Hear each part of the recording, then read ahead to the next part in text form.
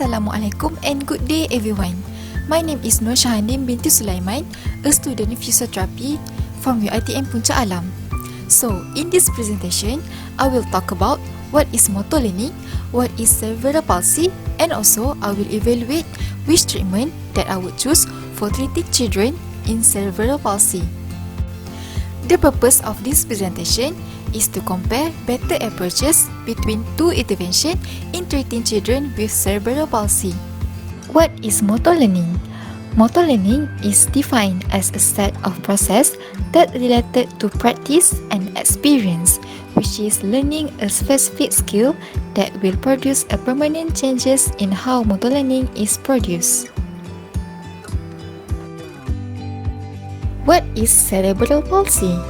Cerebral palsy is one of the most frequent causes of motor disability in children. It defined as a group of permanent disorders that affects the development of children's movement and posture that over time causing limitation in their activities due to non-progressive disturbance that occurred in the brain of fetal or infant. In this presentation, I will name this study as study number 1 and this study as study number 2. So now, let's go for the study objective for each studies. Study objective number 1. The objective of this work is to validate the effectiveness of physical therapy program to improve the participation and fulfillment of therapeutic objective for motor learning to work using social assistive robot to increase the number of steps of the children without falling. Study objective number 2. They present the protocols for 2 home-based training program for young children with cerebral palsy based on explicit and implicit motor learning principle. And the overall aim of both home-based training program is to improve the bimanual skills of the child while minimizing the increase of therapy-related parental stress. Now, let's compare and evaluate the content in both articles. The first one is study design. The first study is single case study and study number 2 is protocol study. From here, we know that study 1 is only effective for that child only as it conducted at the child only, and study number 2, it provides a general guideline in treating the children with cerebral palsy and it can use in many settings. Next is setting. Study number 1 is conducted at Center of University of Valle, Colombia, and study number 2 is at home base, Netherlands. Next is participation. As we can see that both study no exclusion criteria. For study number 1, the inclusion criteria include 8 years old boy, dyskinesia cerebral palsy, level 3 of gross motor function classification system, level 3 of manual abilities classification system, and level 3 of communication function classification system.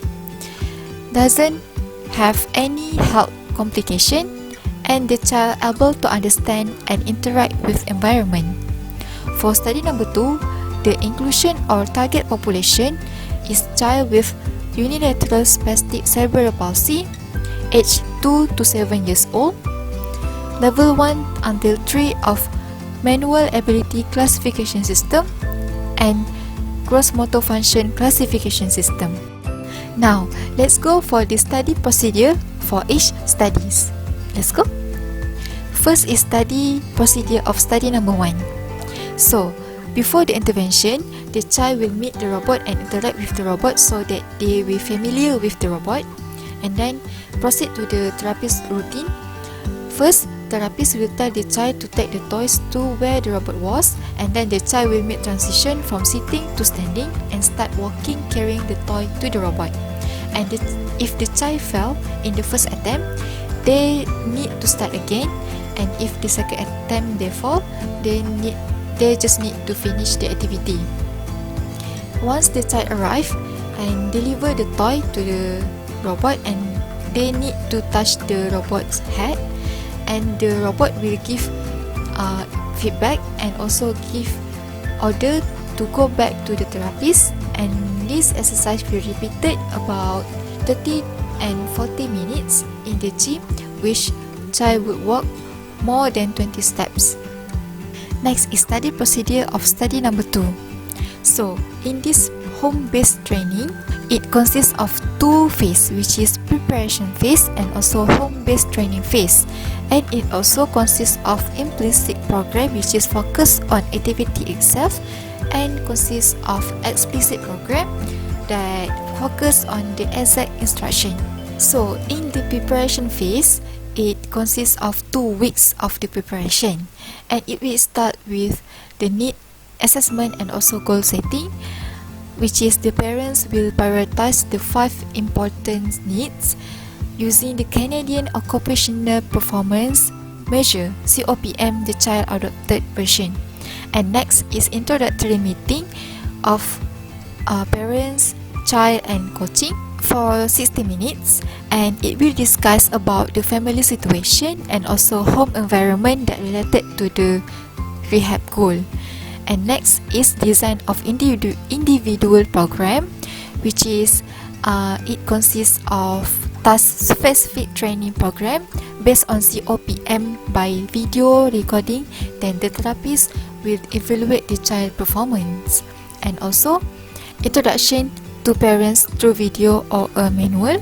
And lastly is the home visit by the therapist. In the home-based phase, it starts with the actual training of 3.5 hours per week of 30 minutes per day, and the total of weeks of 12. Video recording, this is to provide a guideline or coaching aligned with the needs of the rehab, and then the parents will record a video once a week. And then the registration is to obtain the information about the actual intensity and the content of the training.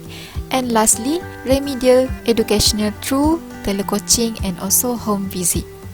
So, to conclude the study procedure, I can see that study 1 is very straightforward and simple procedure, while study 2 is very complicated and has many steps required prior to the training. Next, we go to the variables and parameters. For study number 1, it is a step count. Study number 2 is bimanual skill and also therapy related parental stress. So study number 1, maybe they can add the upper limb function in the cerebral palsy, because it only measure the step count, which is lower limb. Okay, next for outcome measure, we can see that both study using the same outcome measure, which is goal attainment scaling, GAS. Okay, next we go to the result of the study. Study number 1, they're showing that there is improvement in the number of steps after several sessions of the training. Okay, we can see that the first session there is improvement in 26 steps, and then second 24 steps, and last session is 31 steps. So this conclude that robotic is effective in treating cerebral palsy in the term of steps.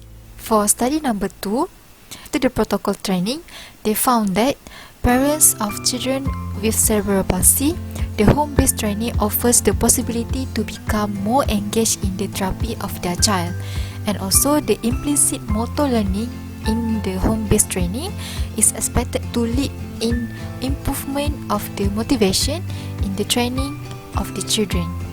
Next, we go to the study limitation. For study number 1, it is not clear if the increased number of steps without falling was due to the motivational words of the robot, or due to the methodology purpose, or due to the critical moment of the child motor learning. And second is, it was not specified how many attempts should have been made in each intervention session, and how many of them was expected to have been carried out positively. Okay, for study number 2, despite consensus on the importance of home-based upper limb training for all those involved, there was no evidence-based best practice exists yet. So, even though they can come out with protocol in treating children with cerebral palsy, there was no evidence-based that prove it is the best practice. So, as a conclusion, after all the evaluation and comparison we have made throughout the video, I would choose study number 1, which is Social Assistive Robot in 13 children with cerebral palsy. This is because robot is more interesting and it can attract children's attention more easily. Once we are able to get their attention, it can maximize their participation towards our treatment. Hence, it resulting in maximum performance during carry out the task. This can be proved by the study done by Bulgarelli et al. 2018.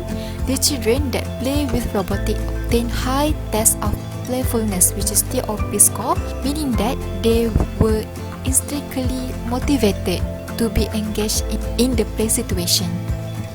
Next, the height of the robot is 58 cm, which is not too tall and not too small.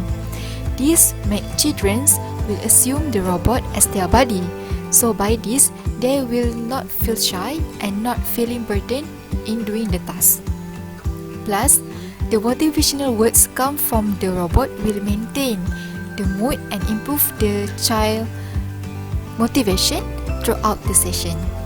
In addition, it will be less time consuming to tackle the child because sometimes children tend to be ego and not listening to our instructions.